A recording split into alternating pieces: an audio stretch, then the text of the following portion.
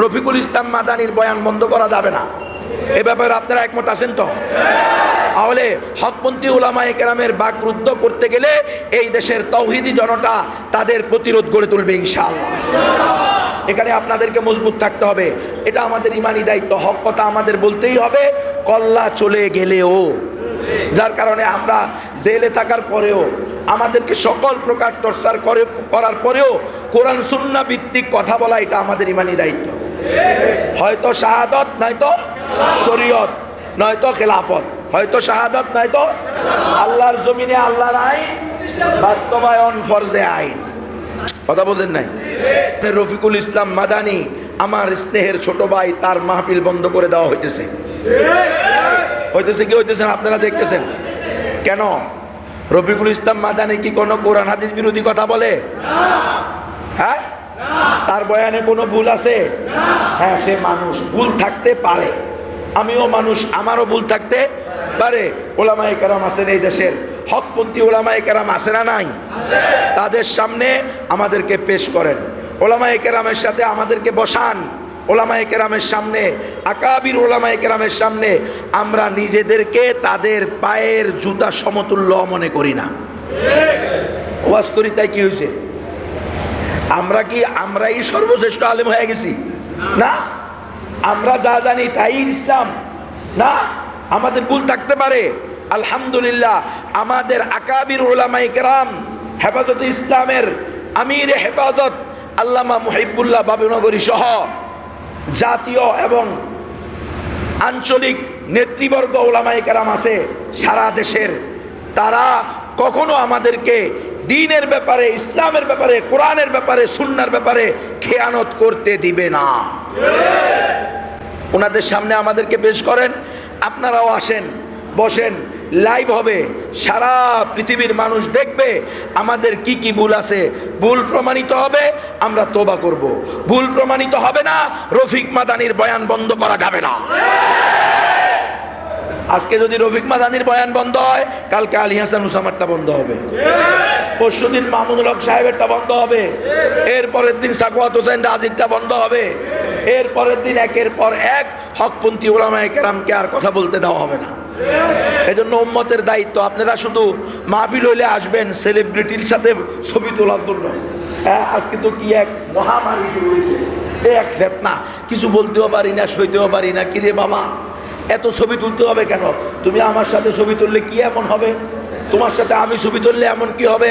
বরং তোমার আর আমার মহাব্বত জন্য আল্লাহর জন্য হয়। আল হুব্বুলিল্লাহ ওয়াল বুগদুলিল্লাহ। ছবি না তুললেও তোমার আমার হাসর একসাথে হবে। তুমি আল্লাহর জন্য ভালোবাসো, ছবি তোলা করতে যাও, এটা তো কোনো সুন্নাহ না। কিন্তু এই জিনিস আমাদের ভিতরে চালু হয়ে গেছে। আমার নিজের ভিতরেও এই খারাপই আছে, আল্লাহ মাফ করুন। আল্লাহর কাছে আমরা পানা চাই। আমরা যা বলি আপনারা মনে করবেন প্রত্যেকটা কথার প্রথম মুখাতব, প্রথম উদ্দেশ্য আমরা নিজেরা।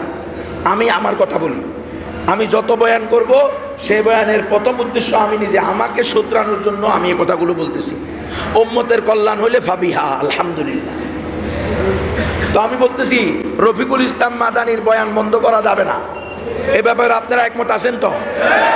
তাহলে হকপন্থী উলামায়ে কেরামের বাকরুদ্ধ করতে গেলে এই দেশের তাওহীদি জনতা তাদের প্রতিরোধ গড়ে তুলবে ইনশাআল্লাহ। এখানে আপনাদেরকে মজবুত থাকতে হবে, এটা আমাদের ইমানি দায়িত্ব। হক কথা আমাদের বলতেই হবে, কল্লা চলে গেলেও। যার কারণে আমরা জেলে থাকার পরেও, আমাদেরকে সকল প্রকার টর্চার করার পরেও কোরআন সুন্নাহ ভিত্তিক কথা বলা এটা আমাদের ইমানি দায়িত্ব। হয়তো শাহাদত, নয়তো শরীয়ত, নয়তো খেলাফত, হয়তো শাহাদত নয়তো আল্লাহর জমিনে আল্লাহর আইন বাস্তবায়ন, ফরজে আইন। কথা বলেন নাই? তো এই ফরজের কথা কি হয়? আলোচনা হয় না, যার কারণে উম্মত ভুলে গেছে। আল্লাহর জমিনে আল্লাহর আইন মানে কি? আপনার ব্যক্তিগত জীবন চলবে, আপনার পারিবারিক জীবন চলবে, আপনার রাষ্ট্রীয় জীবন চলবে, আপনার আন্তর্জাতিক জীবন চলবে, আপনার দলীয় জীবন চলবে, আপনার সামাজিক জীবন চলবে, আপনার সাংগঠনিক জীবন চলবে। এক কথায় জন্ম থেকে মৃত্যু, দোলনা থেকে কবর, জীবনের প্রত্যেকটা পরতে পরতে কোরআন এবং সুন্নাহ দিয়ে চলতে হবে। এটা হলো আল্লাহর জমিনে আল্লাহ আইন বাস্তবায়ন করতে যায়। মসজিদে এসে আগের কাতারে নামাজ পড়েন আর ছেলে মেয়েরে LGBTQ শিক্ষার জন্য ভর্তি করেন। হ্যাঁ, এই নামাজের কি দাম? মসজিদে এসে সভাপতি হন, সেক্রেটারি হন, কিন্তু মেয়েকে বিশ্ববিদ্যালয়ে পড়ান, ছেলে মেয়ে একসাথে যৌথ পড়ালেখা, সেখানে তাদেরকে যৌথ স্টাডি করার জন্য সেখানে পাঠান গ্রুপ স্টাডি, আর গ্রুপ স্টাডি করতে গিয়া ধর্ষিতা হইয়া শেষ। এদিক দিয়ে আপনি বলেন যে আল্লাহর জমিনে আল্লাহর আইন বাস্তবায়ন ফরজে আইন, এটা যদি আপনার বুঝে আসে তাহলে আপনি সুদি কাজ কারবারের সাথে জড়িত হতে পারবেন। আপনি যদি এটা মেনে নেন যে আল্লাহর জমিনে আল্লাহর আইন চলবে, তাহলে আপনি এই দেশের মানুষের রক্ত পানি করা টাকা নিয়ে বেগম পাড়ায় বাড়ি করতে পারবেন। এজন্যই তো তারা ইসলামী শরিয়া চায় না। আজকে যদি আপনি ইসলামী শরিয়া এই দেশে বাস্তবায়ন হয়, কোনো দুর্নীতি থাকবে? এই জন্য তারা ইসলামী শরিয়া চায় না। তারা তো দুর্নীতি করতে পারবে না। দেখেন না, দুর্নীতি মুক্ত আফগানিস্তান, আল্লাহু আকবার। আজ থেকে 15 বছর আগে, 10 বছর আগে ওই আমেরিকান পোষ্য জারস সরকার যারা ছিল, আমেরিকার জারস পোষ্য সন্তান যারা ছিল, তারা বলছে যে আমরা কি করব, কুস্তি পাখাল বানাবো, প্রতি বর্গ ফুটে খরচ হবে $12। কত ডলার?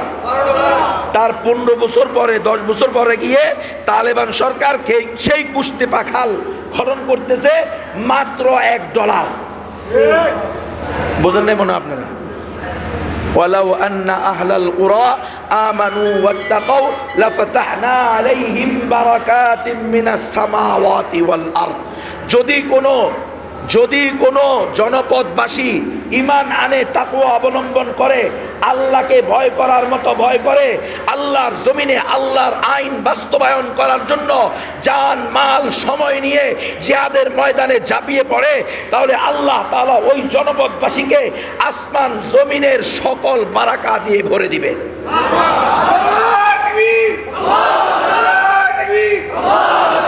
ভরে দিছেন কি দেন নাই? হ্যাঁ, এখন আফগানিস্তানের পামির কোলা খাইতে মন চায়, হাত্তাকে স্বয়ং আমেরিকার লোকেরও মন চায়। হ্যাঁ, তালেবানদের শেফা খাইতে মন চায়। তালেবানদের লিথিয়ামের জন্য এখন তালেবানের সাথে কি করে, চুক্তি করে। তালেবানদের স্বর্ণের খনি, রূপার খনি, তামার খনি, একের পর এক প্রায় 15-17 বেশি খনি পাওয়া গেছে।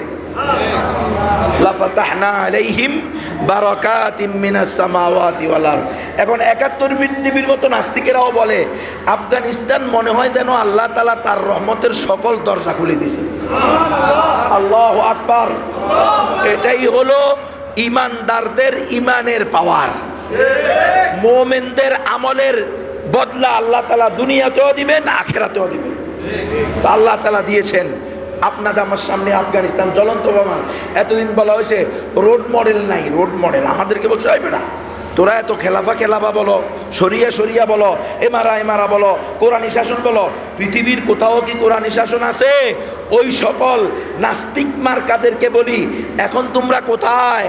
নমুনা চাইছো আমাদের কাছে, আমাদেরকে গুম কইরা, আমাদেরকে রিমান্ডে নিয়া, এখন তো আল্লাহ নমুনা দিয়ে দিছে, শিক্ষা নাও।